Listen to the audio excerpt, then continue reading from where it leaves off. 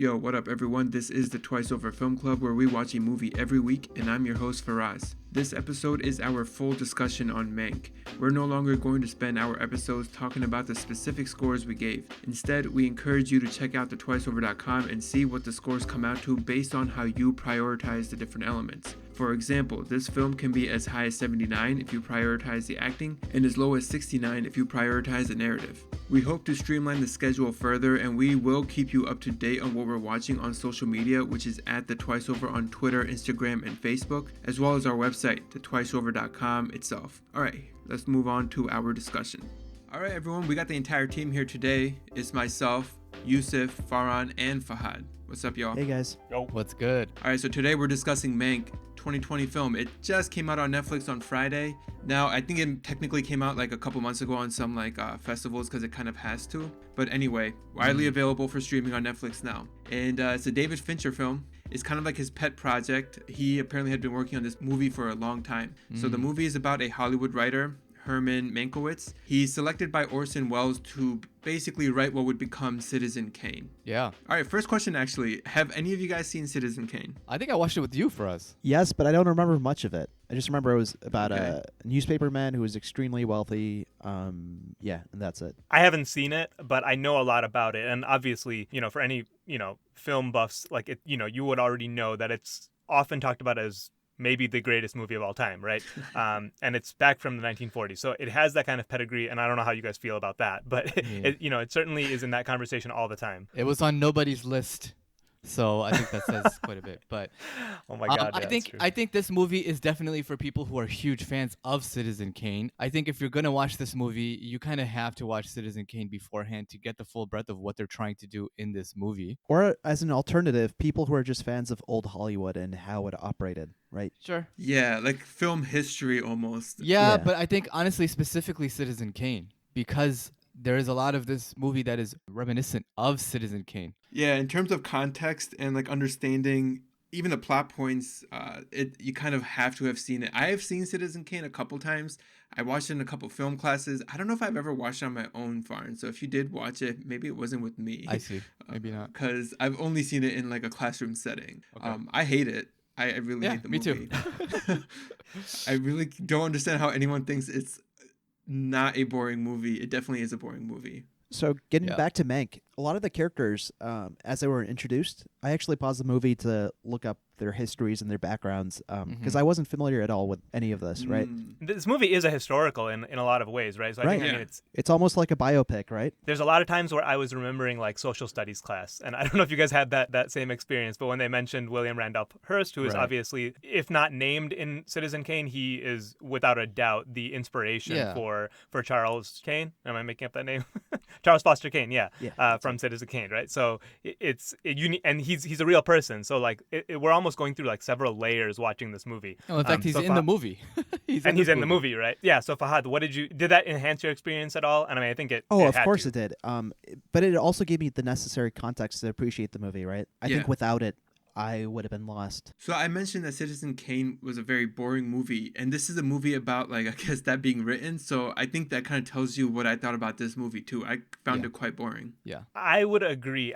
I kept thinking to myself, and again, without having seen Citizen Kane, so I had a different experience than you guys, but I know a lot about it. I just kept thinking, like, is like the sheer subject matter of that movie's creation, is that interesting enough to carry its own film? And like, I No. mean. Yeah, the answer was no by the end of it.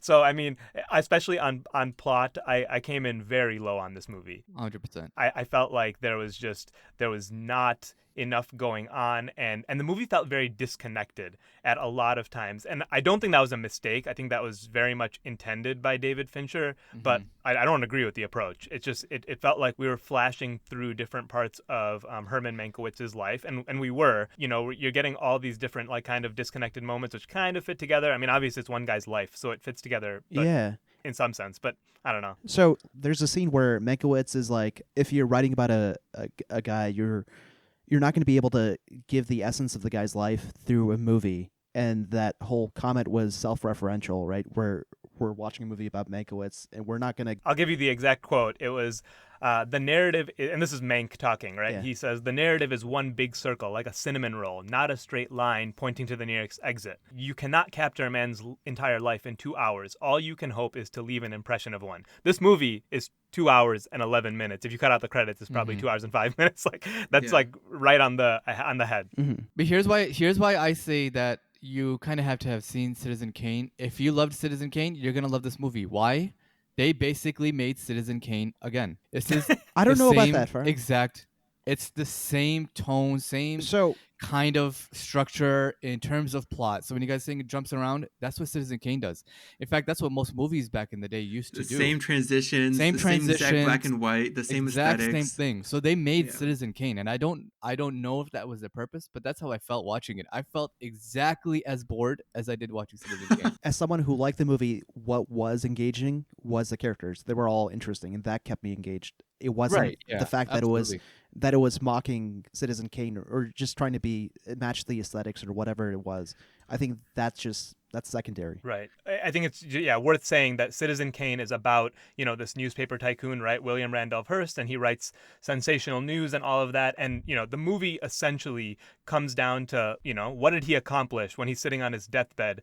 He wasn't able to, despite his influence, he wasn't able to buy love, and he wasn't able to, get that human connection despite all the power that he had. And this movie is kind of taking that same viewpoint on Mank. It's not necessarily coming to the same conclusion, but it's looking at Mank and saying, what have you done? You created Citizen Kane. How did you feel about it, and what effect did it have on you? And that's kind of like what we're getting out of this. So again, it's self-referential in that way, but it's very much a character study.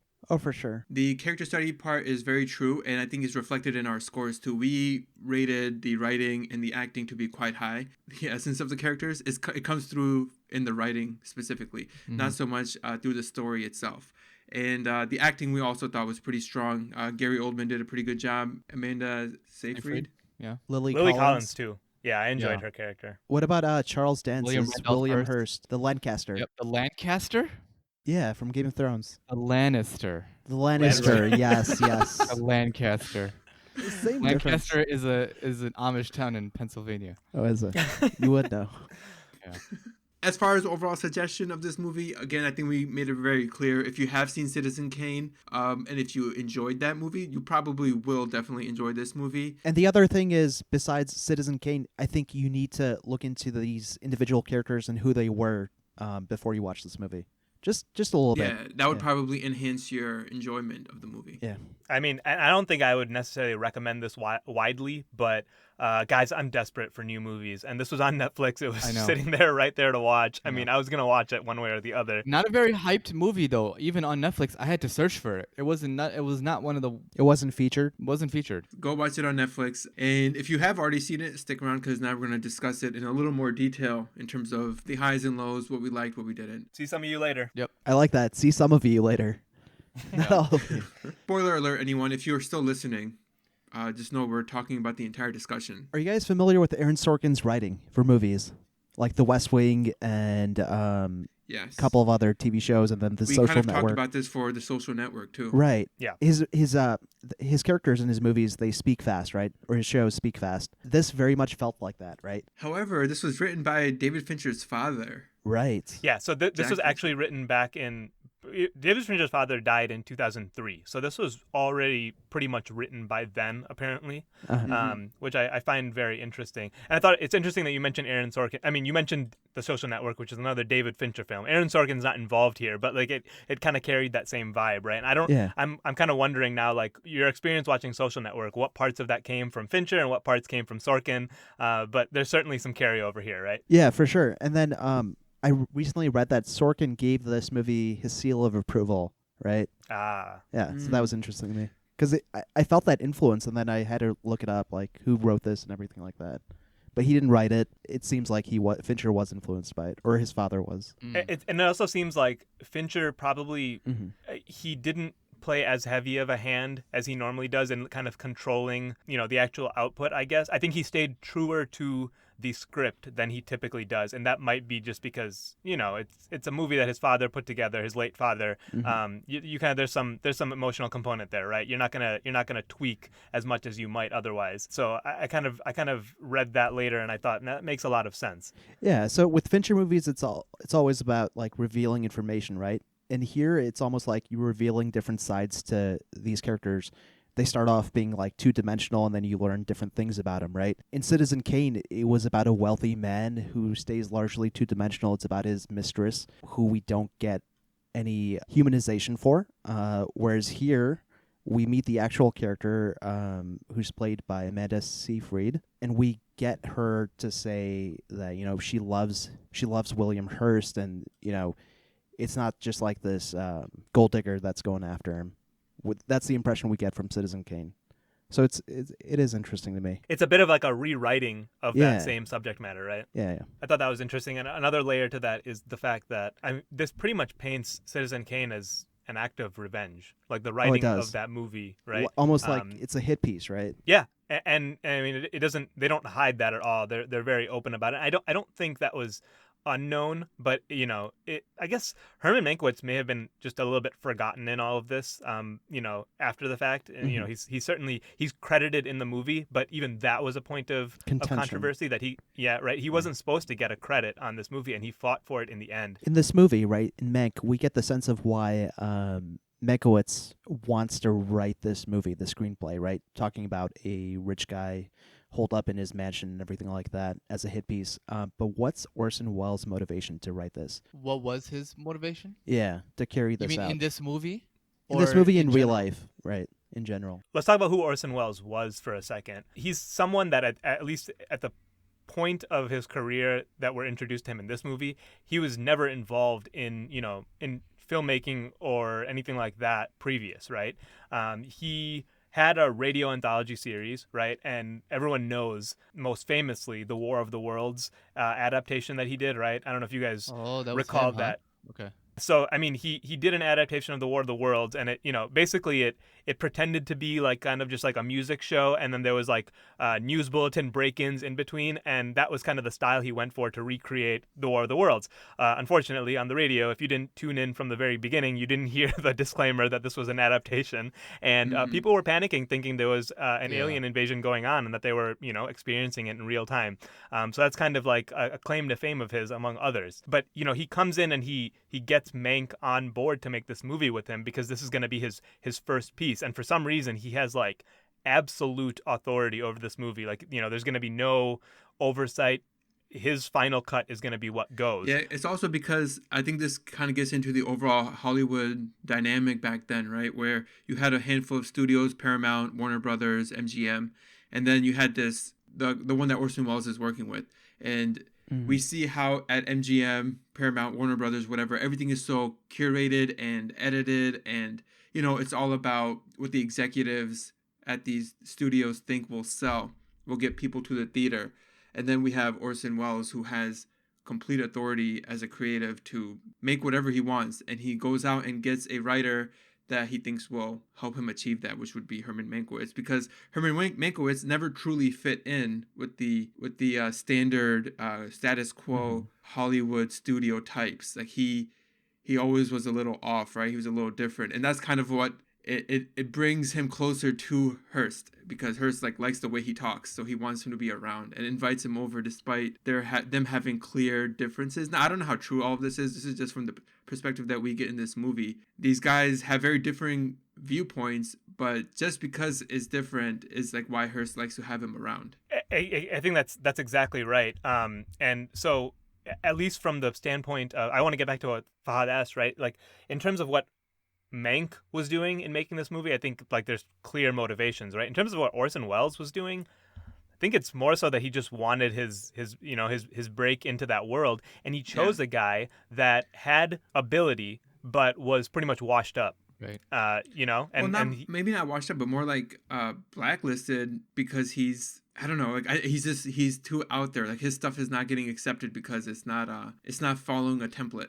Mm-hmm. Yeah. So I think that's why Orson Welles would have reached out to him in the first place. So Orson didn't have this motivation to, as an outsider, to just shit all over Hollywood power structure. Maybe he did. I don't know, but we don't get that. We don't really get that from the movie. Yeah, because Orson Welles is so sparsely, in this movie. Yeah. We get some phone calls, and then only really like one or two scenes where he's actually there. So it's a little bit tough to figure out what his involvement really was. One part that I actually did enjoy was I like the two timelines, and it kind of jumped back and forth quite hectically sometimes, but it was very standard, old school, right? Fade out, fade in transitions.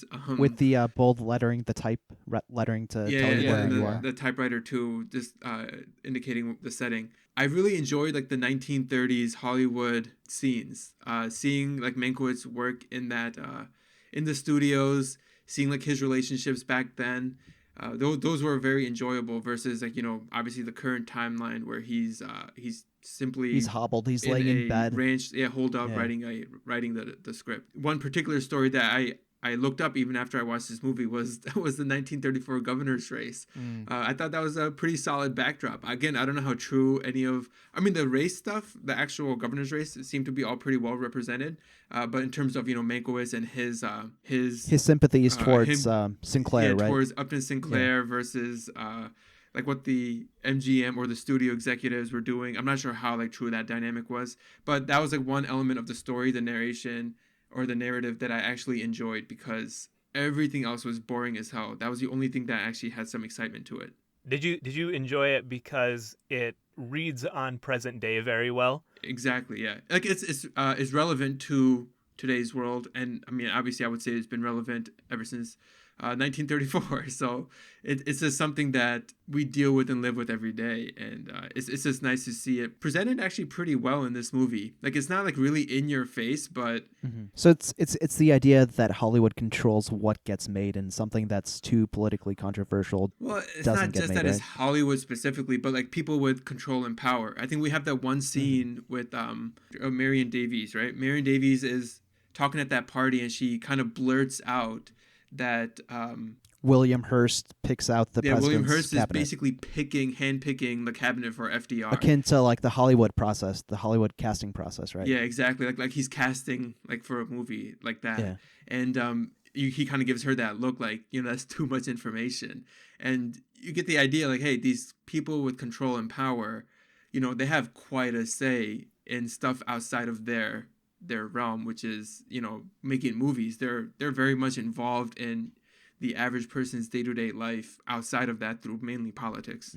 Yeah, I think so. I think this is also, again, it's a self-reflection on Citizen Kane in a lot of ways, because something that was said about that movie, there was actually a famous journalist, I think, at the time that basically, or not at the time, but after the fact, has said that was probably one of the earliest examples of mass media manipulation of public opinion through film. You have basically media figures that are being portrayed in a specific way, and that kind of changed the entire viewpoint of those people in real life. So Citizen Kane has been said to be that, and you get to see in this movie those same people are actually doing the same thing to the public in the movie. Does that make any sense? Basically. Yeah, no. And so basically to say that Herman Mankiewicz saw them manipulating people, and then he used media to manipulate people's opinion of those people. So he kind of used their own tool against them in a lot of ways. Yeah, I mean, like in the movie, what's the example for that governor's race that they have like these fake newsreels or these interviews with actors that come off as like a real newsreel, and they played at theaters that year, and it kind of changes people's perspective on who is supporting who. I mean, specifically the ones that they show us is a black dude, he's supporting Upton Sinclair, and then this dude with a Russian accent is supporting Upton Sinclair because communism, and then all these other older white people that a society back in 1930s would more likely sympathize with, at least the population would, and they're voting for the GOP candidate Frank Merriam.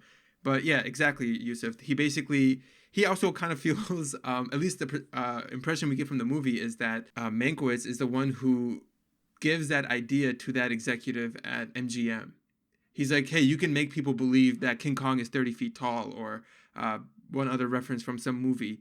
And then he thinks that maybe that's what got like triggered in the executive's brain, like, hey, we can make them believe that they're watching the news here when we record this stuff. Interesting. I didn't think about that. So he thinks he's a little bit responsible. Like Mank he kind of refers to it saying like, it's my fault. When he's Right. talking to Shelley, that dude who ends up killing himself because he has Parkinson's, and he's I think may have been a Sinclair supporter, but took the job to direct something big to move up in Hollywood. Right. So he makes those fake propaganda films of, interviews with supposed citizens who are voting for Upton Sinclair, right? And he ends up committing suicide, and obviously Mank holds a lot of guilt for that. Maybe that's so exactly what Fahad was saying earlier about this, Citizen Kane being a hit job. That's kind of, and it was a direct result of how he felt about kind of the responsibility of media and how it was being misused. And he kind of used that tool against the people that he felt were in power and misusing it. I think that's really interesting. It's impossible to watch those scenes and not think about present day and what's going on with people's opinions on whatever fake news, media manipulation, and all of that. And I mean, there was even a line in the movie where, and I can't remember who says it, I think it might have been Mank, who pretty much says that when you go into theaters, you have people sitting in the dark willingly checking their disbelief at the door, and that is obviously a reference to people going into theaters and wanting to suspend their beliefs, but it's also a figurative reference, just the way people are operating and the way that they consume media, right? I thought that was super interesting. So I mean, I assume David Fincher definitely intended this to read on present day, and it really did really well. Yeah, 100%. I mean, those are some of the themes that I think I picked up. I think everything that you guys are saying, I kind of agree, and I can see after hearing it. Here's the issue with my issue with this movie is that it was so damn boring that I was completely out of it after like 40 minutes. I couldn't get into all of this, and I wish I could. Well, Farhan, I'm surprised that I thought you would really appreciate the writing here, because the writing I thought was pretty strong. Writing was strong. Writing and acting were my strongest scores, and I mean the writing itself is not enough to keep you in a movie though. I thought the writing was appropriate for the time, it being a timepiece, and the acting was appropriate for the time as well, and the acting was good because it executed the writing very well. But I don't think that this movie is not meant to be engaging for everybody. I really don't think it is. I don't think so Yeah, either, it's not. unless you know these characters, these people in real life. Unless you know the background, Right. and unless you know Citizen Kane, the movie itself, and the way that movie, the tone of that movie throughout. So you get a semblance of what the story is going to be about only 40 minutes after 40 minutes into the movie at the birthday scene, right? Mm-hmm. Every scene prior to that, you're getting portraits of characters who you don't know if they're going to be important later. So it's hard to keep track of like everyone. What's the birthday scene? The birthday scene, it's MGM, the head of MGM, Mayor's birthday. They're in William They're at his Hearst's. house. They're at his house. Mankiewicz is there. He's like the court jester, and they're talking about like Hitler and Upton Sinclair and just the state of Hollywood and stuff like that. Right, and Hearst is very much like, this is why I like having Right. Mank around, The right? contrarian, right? And so I think that scene was very interesting. That's the same scene where then Amanda Seyfried, Marion Davies accidentally mentions the amount of influence that Hearst has, right, and then kind of runs out of the room. Right. Yeah, I mean, those scenes were interesting. And so just talking about the writing overall, there were like bits of dialogue that I found like exceedingly clever.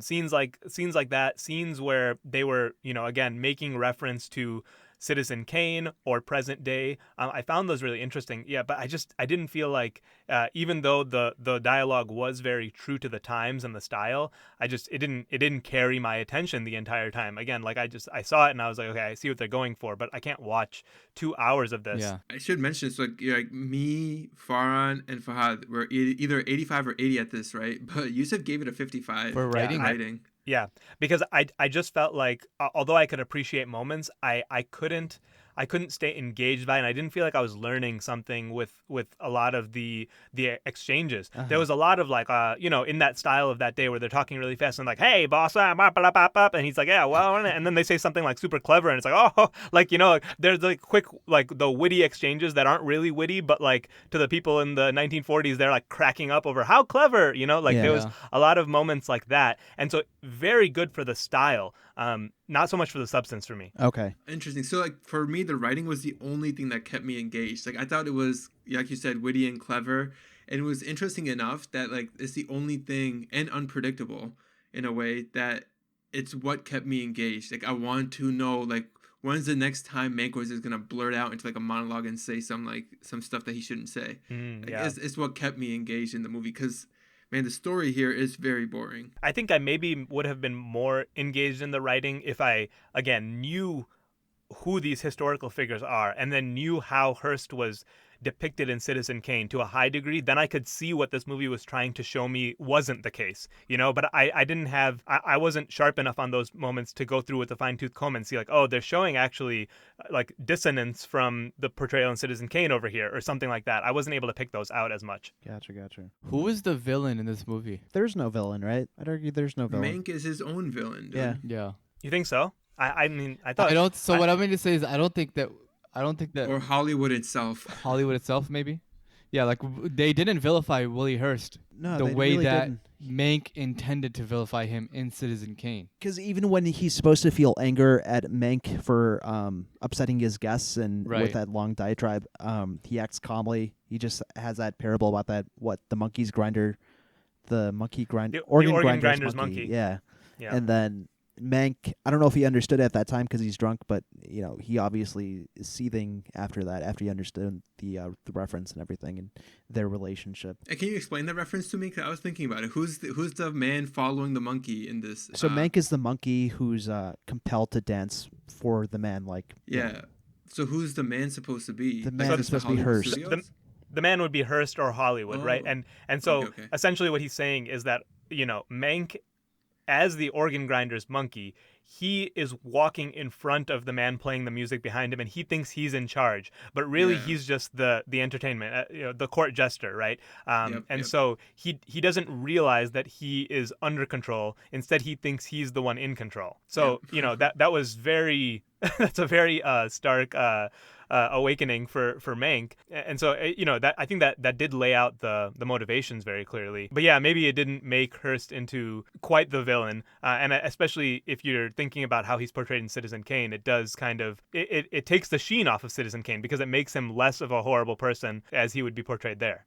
Yeah, I just wish that scene with that whole scene we just discussed. I wish it was earlier in the movie, so we get the sense of what the relationship is. There's a reason for putting it in that movie so late, Yeah, exactly where they put it. because they're always I don't know what the hinting at the reason is, but- relationship, and then that scene finally solidifies it that they don't Mm. like each other. Maybe at one point they did. It's fakeness too, right? I mean, there's a lot of fakeness, and we talked about fakeness already as a theme, but like, it's even in those interpersonal relationships. It's like, he didn't realize what his place was. Like a lot of people in this movie, he didn't realize. Yeah, and if anything, like I was gonna say, Hollywood itself being the villain is because everyone who we meet is more or less not really happy in what they're doing, right? Like they don't feel like they're achieving anything, at least Yeah, no, that's executive true. level down. This is the anti-Kane, huh? This movie is kind of like the anti-Kane. The anti-Kane. I think that's true. It also reminded me of, have you guys seen The Room or The Disaster Artist, either of those movies? No. Or both? I've seen The Room, not the Disaster Artist is basically about The Room. Yeah, so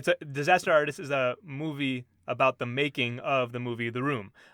So it's a very similar parallel here, except that movie, diametric opposite to Citizen Kane. The Room is considered to be one of the worst movies of all time, and that's why that subject matter was interesting.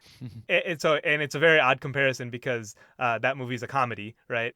James Franco's like great in that, but it's quite an obvious comparison to me. I thought that if you look at the differences between the ways that they went about the two movies, I think it's super interesting to kind of compare and contrast. And I guess part of that is just due to the fact that one is considered a masterpiece and one is considered, anything but that.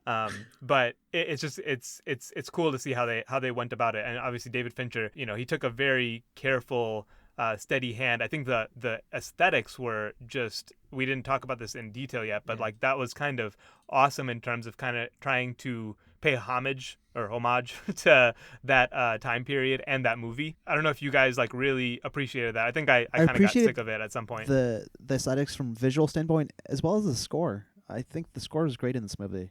The music kicks in and with a little bit of jazz and the right scenes, and It's not. Yeah, it's used perfectly, in my opinion. I didn't really notice the score too much, but Yeah. I didn't have a problem with it, I guess. But man, I don't like the visual choice of like bland black and white that looks like it's from like filmed on a potato. What'd you Like guys it think just about the doesn't. editing? Because I loved it, especially in the scenes where they're talking. It's distracting. What? I loved It is it. distracting to How they're me. cutting around the room Explain in the what you mean. birthday scene. Everyone's speaking. You Yeah, get and this. like they're very specifically choosing to like also like some of those cuts they're choosing to make it look like it was uneven, like it kind of comes into frame unevenly and then it sets. I don't know if you noticed that a couple No, times. I didn't notice. I thought that. it was distracting. Yeah. I think I was already bored by that time. You just feel like an observer in the room with like getting everyone's perspective. Oh, Yeah. that was like classic Fincher. I know what you're talking about. Like the conversations between like five different people and just zooming back and forth between the Yeah, faces. yeah. Well, not zooming because it's just shots. Not Yeah. zooming, yes, but just shots, yeah. But still, I know what you're like. That's like your classic Fincher, involving you into the conversation. Like you're in the middle of it, not on the wall. But the classic Fincher has the camera move a lot more. Here it's like steady shots because I guess the limitations of that period.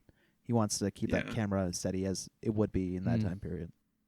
That's another self-reference kind of where I think it's Hausman, but I'm not sure. Somebody who's talking about the script that Mank has put together keeps pointing out that like there's such a shifting point of view in this movie, and so they do that visually here. And I don't know if we get it in terms of characters that much because I think we're pretty much focused on Mank the whole time, right? But like there's kind of like some stylistic parallels there. Otherwise, there's also like just let's talk about like the way that the sound came across. Like there's like this like muffle to the voices, and they like carry in like such a distinct fashion where like it's like that old timey feel. But like it was cool to see because like it's like Lily Collins or whoever. It's like very contemporary actors and actresses, when their voice carries across like that, like I mean they did a very fine job of recreating that same effect from like the old timey movies. The superficial, did you guys see like I don't know if they're like cigarette burns or like just those spots on the film, right? Oh yeah. So like They're called something. Yeah. those were I mean they were throughout the movie where they just kind of like put in those like spots like it was actual. Like every 20 minutes or something. They're Yeah, called like- cue marks. Yeah, they're Right. supposed to like I don't know indicate like when one reel is ending, one's Yeah. starting or something. Yeah, or like just like I don't know, these like little circular like spots or whatever. I mean, it's just very classic of like what you imagine watching on actual, old film would be, right? Yeah, but see that's distracting when I know the movie's from 2020. A completely digital film that was released straight to Netflix, like right. I don't So think that it's- added anything other than, oh, look, there's a cool effect. Exactly. It's It just like, did no, it's not even nothing, cool. and it's easy to do. right. That is So not like hard, difficult to do. you get a moment where you're like, oh, that's cool. They're kind of recreating that, and then you have to watch it for the whole movie. It's kind of Yeah. like, well, I didn't get anything additional by watching it for this long. They took So- an Instagram filter, and they made it the entire movie. That's what they did. Wow, They made David the whole Fincher. movie, color and everything, and Wow. all they did in the editing was put a freaking Instagram filter on. That's all they did. For movies you don't like, you tend to be extremely reductive. That's true. That is true. It's a good observation. Yeah, I mean, you just called David Fincher basically the same as some teenage girl on Instagram. Yeah, dude. So I hope he doesn't hear that one. I just don't. I mean, I think that they were. I don't want to say that they were. I'm not going to say that they were lazy, but I don't think that there is anything in here aesthetically that is It's at all impressive. impressive. Yeah. I think I liked the overall style, but yeah, like it's nothing that's going to carry my attention. And so yeah, it's weird. I kind of like was like, okay, yeah, that's cool. And then that was like about it. Also, I found it like really hard. I don't know if you guys felt this. I found it really hard to follow the order of like which scenes happened where and when. I think as the movie That's reminiscent of movies in that time period. of Citizen Kane, right? And so Yeah. they use those slug lines to kind of cue you. Like I don't know if you guys noticed, but like Yeah. when that print comes on the screen before like a flashback or something, it literally says in parentheses like it's a flashback. So like they tell you Yeah. exactly what year it is and when it's happening. Even then, I found it kind of like distracting. And then eventually, I think as the movie went on, I was like, okay, I think I'm following the general order. But I didn't love it. But yeah, again, that's something that they're kind of pulling from the old styles. And I think that part of the reason that they're doing that is they kind of want people to study this movie, like people study the shit out of Citizen Kane. They want people to know this movie. And sadly, I know 100. We all know it's not going to happen, but that's what they want. Yeah. They want to keep some things probably a little bit ambiguous, and they want things to be a little bit confusing, so you have to watch it again. And it's supposed to be a little bit like I don't even want to say highbrow, but it's supposed to be kind of like that, right? Where it's like this is meant for a particular audience that knows the background and knows the richness of that time period, and appreciates old Hollywood, which I do not like. I don't I hate movies that like harp on like how amazing Hollywood is and like just focus on like the making of a movie. I get kind of bored, but like that's exactly what they're going for. Hausman even says it. He says in that same conversation, Fahad, right, where he's talking about the cinnamon roll and like how he's basically saying that we can't boil this person's life down to one moment, right? So it's going to be kind of roundabout. And so he And says then that do with you the remember cinnamon what roll. he says as he's exiting? He's like, aim lower. Aim low. He said, yeah. So it's like Yeah. it's literally saying you want to dumb this down, and then Yeah. obviously there's a refusal to do that, right? Right. But even before that, he says, Hausman warns him. He says, you're asking a lot of a motion picture audience. Again, a cue that like, this is meant for the more aware and the more, in-depth watchers. And he says, all in all, it's a bit of a jumble, a hodgepodge of talky episodes, a collection of fragments that leap around in time like Mexican jumping beans. The story is so scattered, I'm afraid one will need a roadmap. I felt that. So, right. I mean, movies, if you're to deem a movie to be successful, it's that the movie understands its audience. And I think Fincher does understand his audience, right? Yeah. This movie isn't going to be marketed widely to everyone. And I think with the decision to film it in this way, with the black and white and everything else, it does cut out the viewers who wouldn't enjoy it already, right? So they wouldn't be watching this movie in the first place. So I think if you go on any website right now, you'll probably see a different score for like this critic score and the audience score. Yeah, 100%. But at the twiceover.com, you can get both depending on how you order the elements. So if you're feeling like a critic, you'll be like, oh yeah, this movie, I agree with it. It seems good. But if you feel like, more for a general watch, it's pretty weak. And I would say for a movie like Citizen Kane, like Yusuf said, is like a textbook. Like it's used, or no, Farhan, you said it, right? It's used to study a lot. That's not a good thing. If like a movie is like the textbook version of creativity, it's not creative. It may have been impressive for the time, but like if when we watch it nowadays, we're like, this is so basic, right? Like symbolism in Citizen Kane, like Rosebud, it's like surface level, most basic definition of what it could be. Like nowadays, movies are so much more complex. I just think that there's something about the people who make the movie. So, i.e., probably like Orson Welles, and when there's a reputation behind you, then somehow some stuff like that you touch, everything's just going to be incredible. Yeah, it carries weight. I think that, and that's actually even referenced in this movie itself, right? Like the reputation of the people in Hollywood. Yeah, it matters a lot, and that's why you have a lot of these people having to kind of give up, I guess you could say, integrity to just make it a little further. I mean, it happens nowadays. I mean, it happens nowadays. It's something that's still obviously relevant to today's world. There's big directors who come out with movies that people are always going to go watch, and whether it sucks or not, they're going to say that they loved it. You're talking about Christopher Nolan. No. You could say it about a lot of people, actually. I mean, I feel this way about Martin Scorsese at times, and it's not even so much like we don't even need to list names. It's just like when you're in love with the director, you tend to forgive a lot of their faults, right? For sure. That's like human nature, right? So Cameron Crowe was my favorite director of all time, right? What's his weakest movie in your opinion? Probably the one that We Bought a Zoo. Okay, and you still adored it? No. Oh, okay. Even though it is classic Cameron Crowe, I watched it and it was cringeworthy. It was cringeworthy because I was a Cameron Crowe fanboy, and so I think a lot of people pay too much attention to like who's behind the movie rather than the substance of the movie. Exactly. So Fincher, let's get back to Mank. So Fincher's reputation is about it's creating suspenseful movies, right? Mm-hmm. And this very much isn't. It's a character study. How do you think his audience, his fans will respond to that?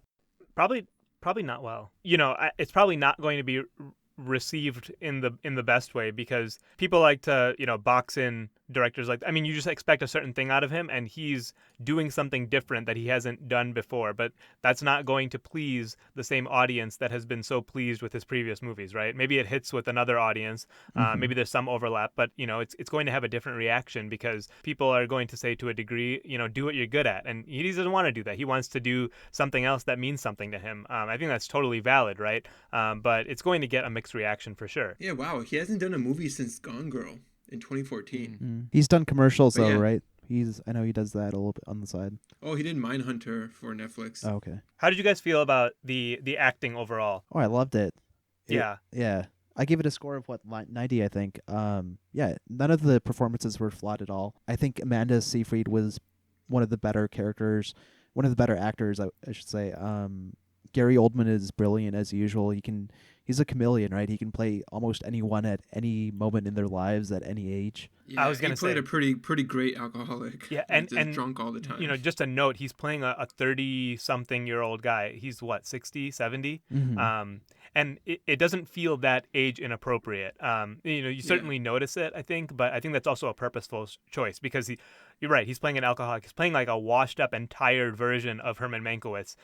So portraying him kind of as that older man, it shows kind of the toll that's, you know, Hollywood has had on him. It's kind of an insult to the real Mank in a way, but it's again in a similar fashion to the way that Citizen Kane is an insult on its subject, you know, William Hurst. So, and you know, it obviously I think it takes a different ending than Citizen Kane did, but I think there's a little bit of a harsher light being put on the subject.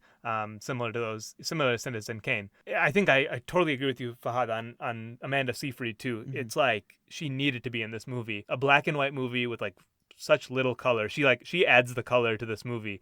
There's so many stiff suits, you know, very male centric cast. Her and Lily Collins were badly needed here, just to add a little bit of, you know, lightness to it. They really shine in this movie, the female characters. And I guess it's because they stand out so much from the rest of the background, I guess. Yeah, Faraz, you said that like your favorite scenes were the ones in old Hollywood and all that. I think my favorite scenes were the ones where Mank is in bed and, you know, you just get that banter between Lily Collins and him. I think I loved those scenes more than anything. So My favorite scene in this movie, it's at the GOP convention. It's that montage. It's the party. Yeah, It's like that the election party. where like everything's going wrong. He's losing his bet that Sinclair will pull it out, right? And the numbers are going the other way, and he has this depressed look on his face, and yeah, that was one of my favorite scenes of this. Yeah, I kind of like how that scene ended too, where he just starts dancing with his wife. Yeah. Poor Sarah. all right, so I mean, let's close on just, you know, doing the comparison with Citizen Kane, the emblematic scene of that movie, right? I think it opens with, you know, Hearst on his deathbed and kind of utters his last word, which is Rosebud, and nobody knows what that means. They go on a journey to try and figure it out. They never do, but the audience gets to see in the final moment of the movie that it's actually the sled that he had when he was a kid, right? Something of an indication that through all his power, he wasn't able to kind of, you know, he had no compassionate connection. He wasn't able to buy love with all of his power, right? What do you think this movie's trying to say about Mank in a similar way? This movie ends with him kind of getting his credit on the script, right, for Citizen Kane. Is he happy? I mean, he was all washed up. What are we supposed to take away for his character? That I don't he know. led a very bitter life, I should say, embattled, I guess, because he was always the smartest guy in the room and the one who always wanted to fight the Status quo. establishment, I guess, the status quo, yeah. And it's a bittersweet ending, right? He gets his credit, but then he never writes again. I think part of it is that the fight against something that's bigger and you can't fight against is futile. I think the movie shows that a lot. So his character, the fact that he's just But is there kinda futility? Is there futility in something? There's meaning in fighting against something, right? I think Mank gets a very high sense of True. satisfaction from doing what he did for writing the screenplay. It's just that everything else took him down. His alcoholism, his the fact that he didn't have many friends, His right? cynicism. That he burned a lot of bridges. Yeah. So he got some satisfaction, but he didn't really change anything in the end. I think that's probably pretty Sure. accurate. Sure. I remember I read that Hearst, in all of his newspapers, he banned the mention of Citizen Kane whatsoever in all of his newspapers after the movie came out. So Really? you know, the real Mank did kind of get some. He got in Hearst's head at least, right? So yeah, I think he probably learned to stand up for himself a little bit, and he got something out of it. For sure. All right, cool. I don't know if you guys are gonna go see this, but they do say in the movie we need to get people in theaters. How are we gonna do that? Play movies in the streets. That's what they said. Oh, okay. That is a message for COVID times, hundo. So what does that mean? Play movies in the streets. I think Mank was saying, how are we going to get people in the theaters? He said, play the movies in the streets and they'll run inside the theater to get away from it. Oh, okay. I think that was just some fun. Again, that's like a clever line, I guess. Yeah, it was a good quip. Yeah. Thanks for listening to this production of The Twice Over. If you enjoyed this episode, consider subscribing and sharing it with a friend. Want to see what your tally is? Check out thetwiceover.com. All the movies we've done are listed there, as well as what we're watching for the current week. Follow us at The Twice Over on Twitter, Instagram, and Facebook, where you can leave us any suggestions, feedback, or comments. And if you're about it, you can also support us on Patreon.